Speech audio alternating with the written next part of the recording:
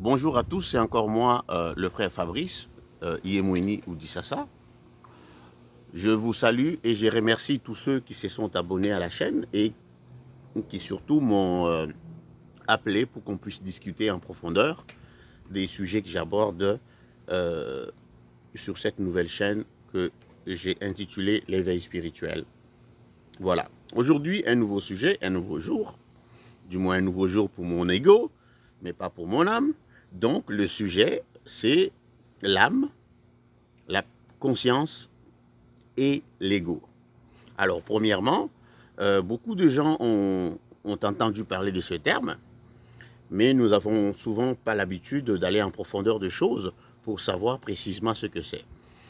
Et la plupart des gens vont vous dire, j'ai pris cette décision ou j'ai fait telle chose en âme et conscience. Pourquoi? Pourquoi dites-vous cela? Avez-vous déjà mesuré, réalisé la portée de ce parole?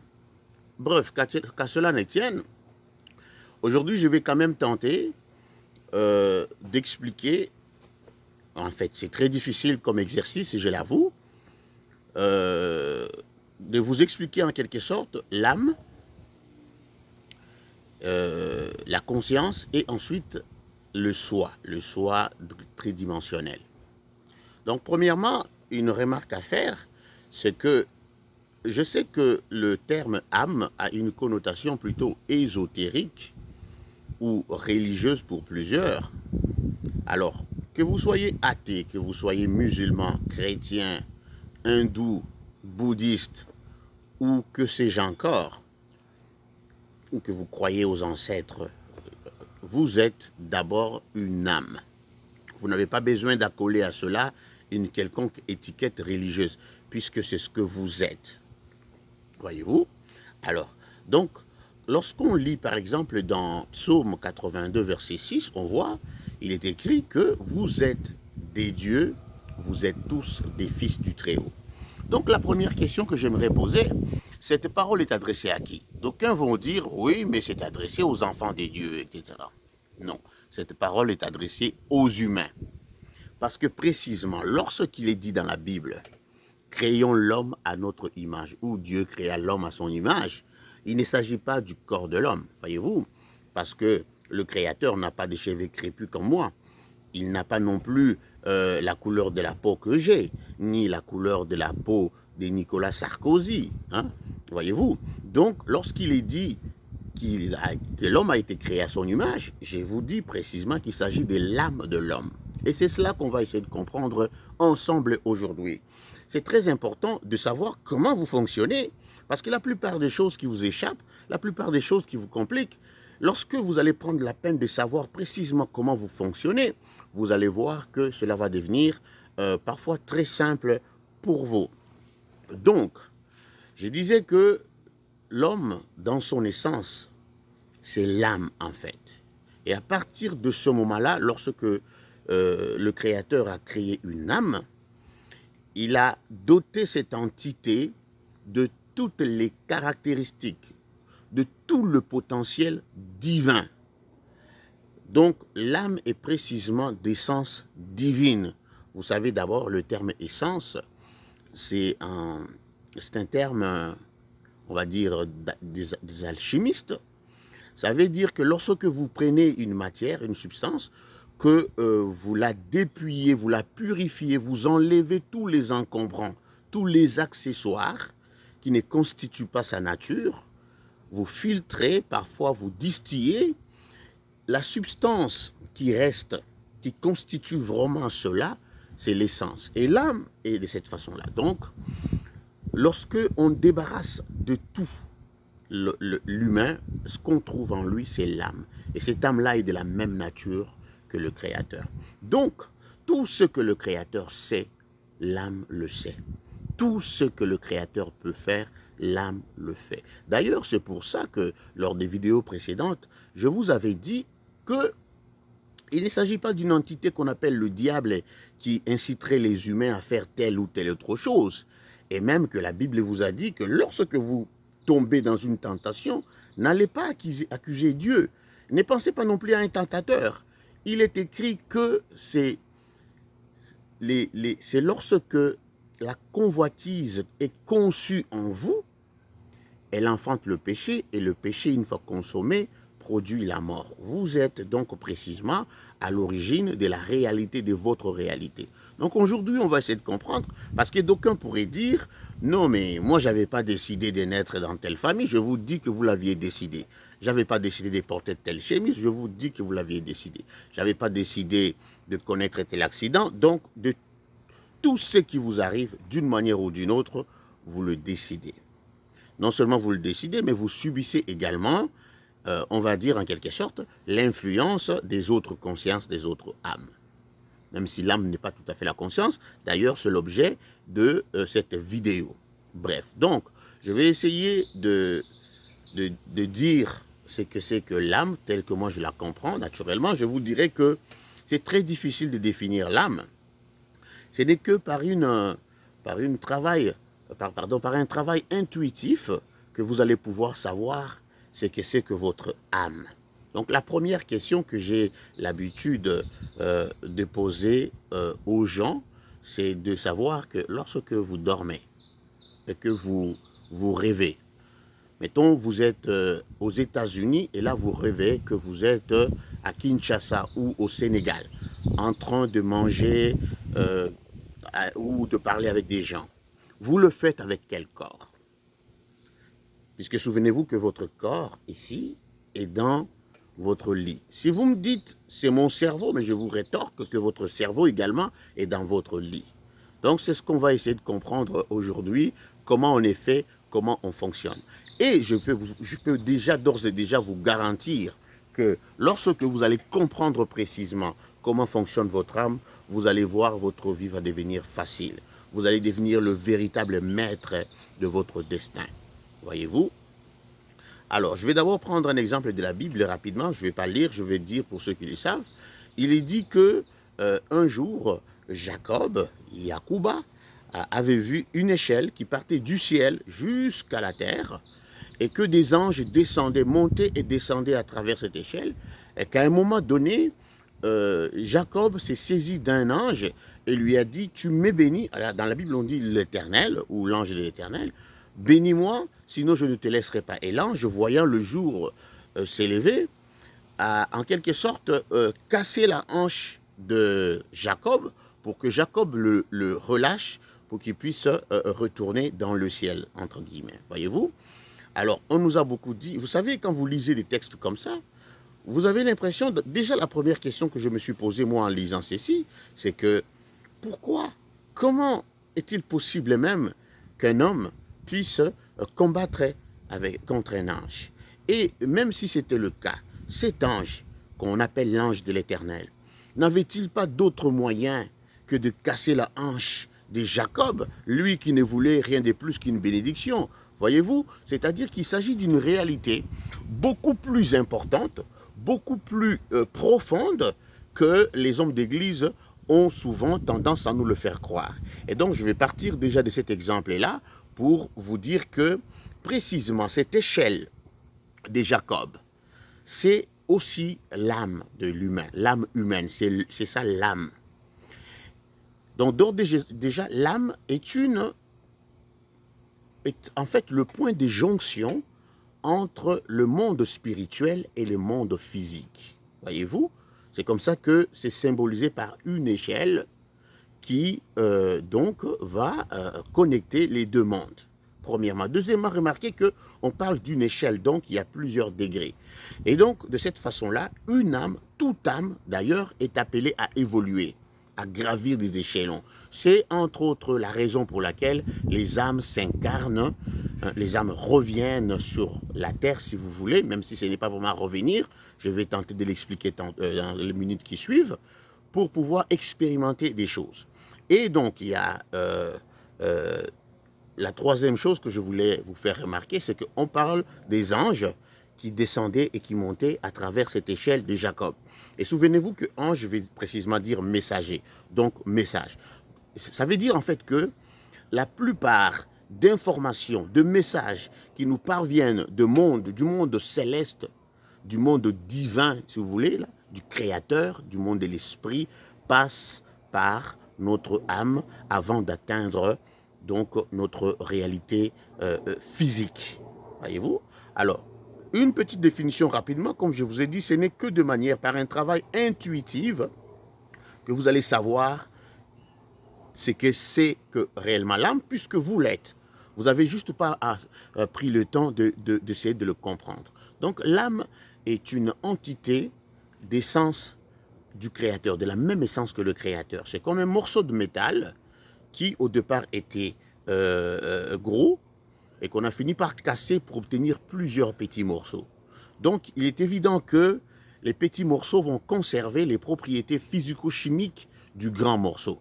Tel est le cas effectivement avec la création de l'homme. Donc lorsque le Créateur a créé l'humain, il lui a donné pratiquement sa nature, mais du point de vue de l'âme. L'âme est cette entité spirituelle énergétique, mais de la même nature que les étoiles, de la même nature que le soleil, de la même nature que les anges, si vous voulez, pour ceux qui croient, donc à cette réalité. Mais, qu'à cela ne tienne, vous êtes une âme et vous définissez votre réalité au jour le jour. Comme je vous ai dit, la chemise que je porte, même la forme de mes yeux, etc., le travail que vous avez, tout ça, c'est défini au niveau de votre âme. Voyez-vous? Maintenant, l'âme possède la connaissance. L'âme possède la connaissance absolue. L'âme sait précisément ce qui doit être fait. L'âme ne connaît pas le bien ou le mal. Ça, ce sont des considérations qui n'ont de sens que dans une réalité tridimensionnelle où les humains ont défini des lois. Souvenez-vous, je vous ai expliqué que certaines réalités peuvent être mauvaises, entre guillemets, pour vous, mais vous allez peut-être le faire tout de même. Et vous allez réaliser par après que cela concourt au votre bien. Souvenez-vous encore une fois du verset qui dit que toute chose concourt au bien de ceux qui aiment Dieu. Il n'est jamais dit que toute chose bonne, il est dit seulement toute chose. Voilà. Alors, donc à partir de ce moment-là, une âme va vouloir interagir avec le monde physique. Ça, on verra plus tard. C'est quoi le monde physique, la réalité que nous voyons? Est-ce que c'est vraiment une réalité telle qu'on la conçoit, ou bien c'est parce que nous avons été en quelque sorte conditionnés par la perception de nos sens à voir les choses telles qu'elles sont? Donc, je vous dis d'ores et déjà que toute âme va vouloir venir sur la terre ou bien dans d'autres cieux pour pouvoir s'exprimer, pour réaliser une expérience. Voyez-vous? Alors, une âme va donc avoir besoin des deux choses. De la perception qui va se faire donc par le canal de l'imaginaire, des pensées, mais aussi les émotions qui vont se faire au travers, on va dire, donc c'est ça, la psychologie. Il y a donc deux liens énergétiques importants par lesquels l'âme interagit avec la matière. Donc, c'est le lien psychologique, donc le lien des pensées imaginaires, et le lien, le lien psychique pour les pensées, et le lien psychologique, les émotions. Et quand vous regardez bien comment on est fait, on a une tête ici, avec deux yeux, un nez, une bouche et des oreilles, où à cette partie-ci, on a un cerveau qui est en fait le réceptacle, si vous voulez, comme une antenne qui capte donc les pensées, si vous voulez. Non seulement les pensées qui proviennent de notre âme, mais les pensées qui proviennent également d'autres âmes, parce qu'on est tous connectés, que vous le vouliez ou pas. Voilà. Alors, nous avons donc cette partie ici qui est chargée de gérer tout ce qui est l'imaginaire, parce que lorsque vous pensez à quelque chose, vous le pensez avec votre tête. Et on a la partie ici où loge le cœur, le foie, l'estomac, tout ça. Ça, c'est la partie émotionnelle. Et remarquez, c'est pour ça que je vous dis que les choses que je vous dis, vous le connaissez.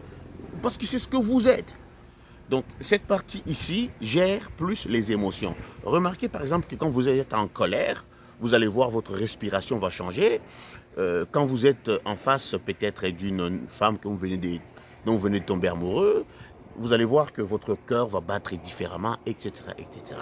Et donc, lors d'une vidéo passée, je vous avais expliqué que lorsque vous joignez à vos pensées les émotions, alors sachez que votre imaginaire va devenir réalité. Et c'est de cette façon-là qu'on crée notre réalité. Mais nous, même si je vous dis que nous créons systématiquement notre réalité, notre vie, si vous voulez, mais nous le faisons de manière consciente ou inconsciente. C'est pour ça que la plupart des choses vont arriver et vous allez dire, non, ce n'est pas moi qui l'ai prévu, c'est vous qui l'avez précisément prévu, mais vous avez oublié.